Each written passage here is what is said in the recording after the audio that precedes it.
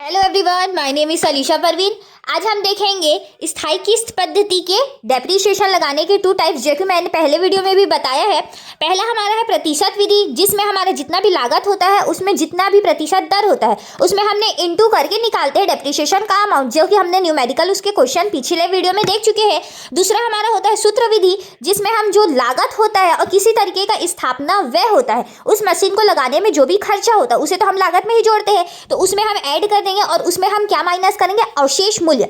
जब संपत्ति अनयूज्ड हो जाती है और हमारा वो काम का नहीं रहता, जब हम उसे किसी व्यक्ति को बेचते हैं तो उससे जो भी हमें अमाउंट मिलता है हम उसे अवशेष मूल्य कहते हैं। उसे हम माइनस करते हैं और हमने डिवाइड बाई क्या किया है, संपत्ति का अनुमानित जीवन काल, जो कितने साल हमारा संपत्ति चल पाता है। तो इस विधि से हम सूत्र विधि देखते हैं। अब हम सूत्र विधि के ही दो टाइप्स देखते हैं, जब मशीन का लागत के साथ हमें स्थापना व्यय भी दिया हो और अगर मशीन की केवल लागत दी है तो हम उसे कैसे करते हैं। चलिए सबसे पहले हम स्टार्ट करते हैं, जब संपत्ति की लागत में जब मशीन की स्थापना व्यय दी हो तब हम उसे कैसे यूज करते हैं। तो हम स्टार्ट करते हैं। तो देखिए हमारा क्वेश्चन है, एक मशीन का क्रय मूल्य 20,000 है, इसकी स्थापना व्यय 2,000 है, जो कि हमारा लागत में जुड़ जाएगा।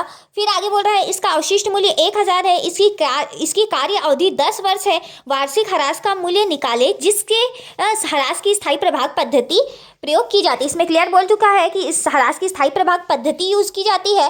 तो यहाँ पे देखिए हमने फॉर्मूला लगाया है, संपत्ति का मूल लागत अवशिष्ट मूल्य हमने माइनस किया है संपत्ति का अनुमानित जीवन काल। मूल लागत हमारा 20,000 था, उसमें हमारी स्थापना में 2,000 था और उसमें माइनस 1,000 अवशिष्ट मूल्य था, तो 20,000 प्लस 2,000 हमारा 22,000 आया और उसमें हमने 1,000 जो अवशिष्ट मूल्य उसे माइनस किया और डिवाइडेड बाय इसका जो जीवन काल है जो कि 10 साल चलेगा उसे हमने डिवाइड किया। तो यहाँ पे डेप्रिसिएशन का अमाउंट हमारा कितना आ गया, 2100 रुपये, जो कि हमारा हर साल 2100 लगेगा। अब हम देखते हैं जब हमारा मशीन की केवल लागत हो, किसी तरीके का स्थापना व्यय ना हो, तब हम संपत्ति का डेप्रिसिएशन कैसे निकालते हैं।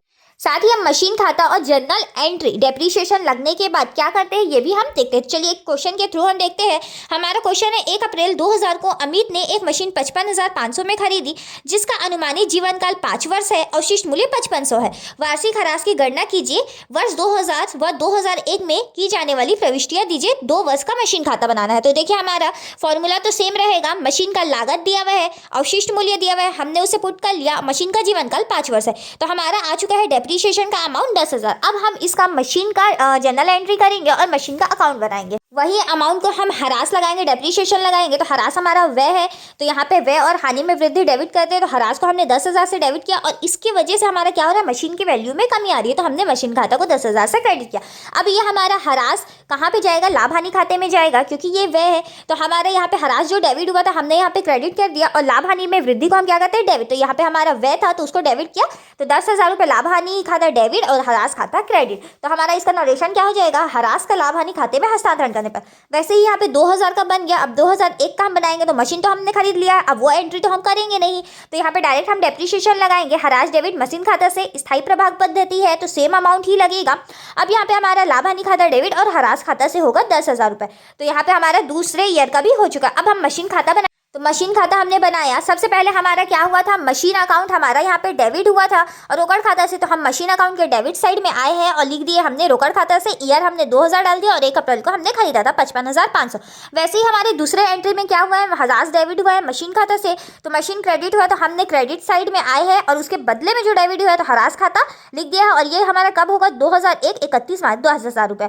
अब यहाँ पे हमारा रोकड़ खाता से जो 55,500 हुआ है उसमें 10,000 हमने माइनस किया। अब हमारा मशीन का शेष कितना रह गया, 45,500, जो कि हमारा नेक्स्ट ईयर ट्रांसफर होगा। तो यहाँ पे हमारा शेष लाया गया टू बैलेंस बीडी, 45,500 ट्रांसफर हुआ है। वैसे ही हमारा नेक्स्ट ईयर में भी डेप्रिसिएशन लगा है ह्रास डेबिट मशीन से, तो मशीन खाता क्रेडिट हुआ है तो हमने क्रेडिट साइड आए हैं और यहाँ पे हमने लिख दिया 10,000 रुपये ह्रास खाता को। और यहाँ पे अब हमारा 45,500 में 10,000 रुपये माइनस हुआ है तो हमारा कितना आ गया, 35,500 बैलेंसिंग फिगर, और जो कि हमारा नेक्स्ट ईयर जैसे कि ट्रांसफर होता है वो भी ट्रांसफर हो जाएगा 2002 और 1 अप्रैल को, तो शेष लाया गया।